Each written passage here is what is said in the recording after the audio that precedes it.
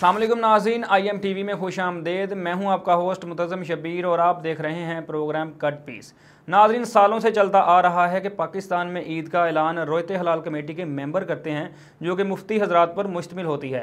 इतने में एक शख्स की एंट्री होती है जो कि मुख्तलिफ वजारतों से होते हुए साइंस एंड टेक्नोलॉजी में आ गए। इसने रोयते हलाल कमेटी की रवायत को तोड़ डाला और इतने महीने पहले ही ईद की डेट फिक्स कर दी कि इस दिन ईद होगी।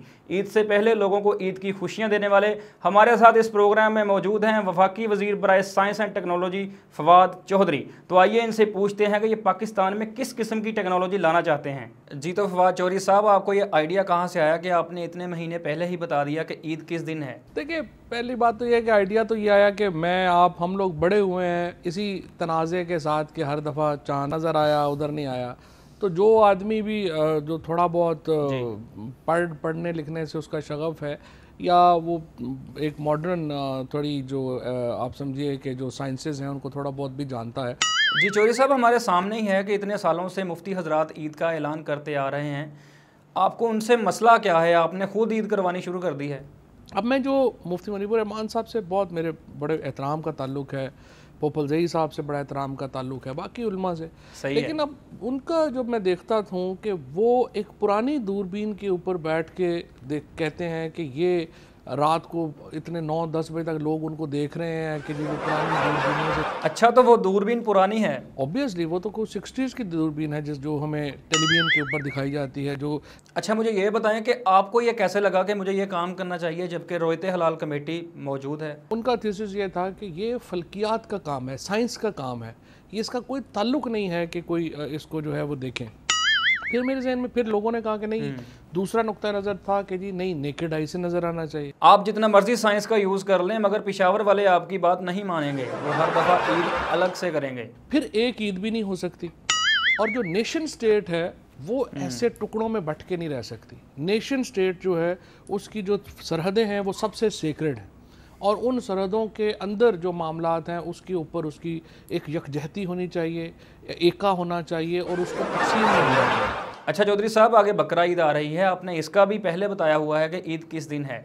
अभी तो लोग पिछली ईद की तनकीद नहीं भूले। हमारी जो छोटी ईद थी उसके ऊपर जो प्रोडिक्शन हमारी टीम ने ये की थी कि ये जो चांद है ये पसनी के ऊपर गवादर में फलाने अल्टीट्यूड के ऊपर नज़र आएगा। एग्जैक्टली वही जब महकमा मौसमियात ने, जब ये रोयते हलाल की कमेटी हुई, उन्होंने एग्जैक्टली उसी अल्टीट्यूड के ऊपर उसी जगह के ऊपर जाके देखा। तो वैसे ही हुआ? उसी डेट को उसी टाइम को उनको जो है वो चांद नज़र आया। हमने सुना है कुछ दिन पहले आपने चांद पर कॉल भी की है। 2024 अब तो हमारी बातें जो हैं अब तो मरीख पर पहुंच गई है बातें। चांद तो सफर हो चुका है, चांद के ऊपर तो कोई मसला नहीं। चौधरी साहब, चांद पर कॉल करने की क्या जरूरत पेश आई? तो फिर मैंने कहा उस वक्त तनाज़ा ये होगा कि वो लोग जो चांद के ऊपर हैं उन्होंने कैसे ईद मना ली।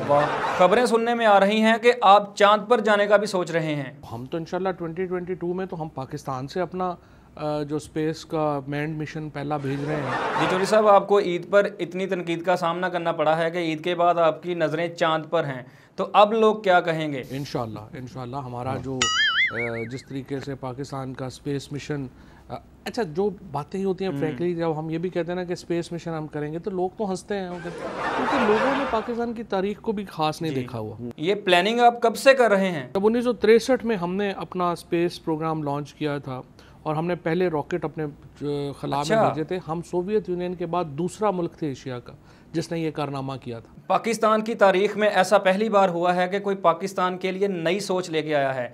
आप खुद के बारे में क्या कहना चाहेंगे? देखिए, बड़ी सिंपल है। सूरज, चांद और ज़मीन एक लाइन में आ गए, चांद पैदा हो गया। अब उसके बाद देखना यह है कि जब चांद उभरता है, जिसको हम उभरना कहते हैं, कितना उभरेगा तो हमें नजर आएगा। जी, तो नाज़रीन, हमारे साथ मौजूद थे वफाकी वजीर science and technology Fawad Chaudhry, जिन्होंने ईदों के बारे में बताया और हमें ये भी बताया कि 2024 में पाकिस्तान का पहला शख्स चांद पर जाएगा। इसके साथ ही मुझे इस प्रोग्राम से इजाज़त दें। अल्लाह हाफिज़।